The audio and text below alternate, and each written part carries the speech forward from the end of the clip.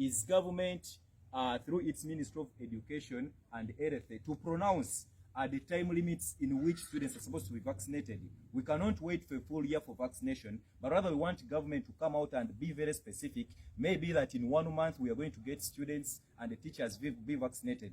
We saw the same Minister of Education asserting that in the coming consignment, they will also prioritize the students. But we know it does not go beyond 1.5 million doses. We want them to be very specific, that maybe out of the 1.5 million doses, we shall be having a specific percentage for students. But we have had cases where our fellow students go to get vaccination and they chase them away. They tell them, you people, you will be vaccinated when it is time to reopen. The last issue which I want to react about is the funding.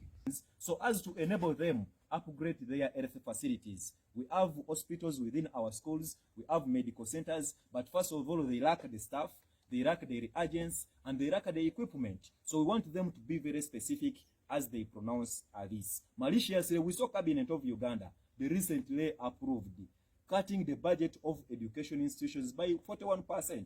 So if you tell us to go back when these institutions don't have the operational fund, then literally that is hoodwinking Ugandans. We want them to be very specific and very serious about this matter of reopening the institution. I cry out to the parliamentarians. We saw them sparing 80 billions. And most of their suggestions were still saying let them go to the health ministry. But we want them also to prioritize the education institutions.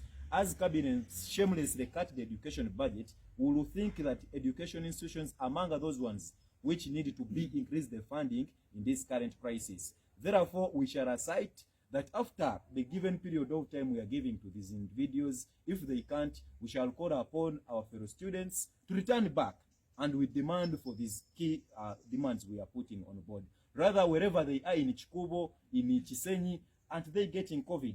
So this is just a wastage of our generation. That's why we are calling upon each and every one. And if the ministers, the two aligned ministers of education and health are failing to handle this crisis, we are yet to demand for their resignation. Thank you so much.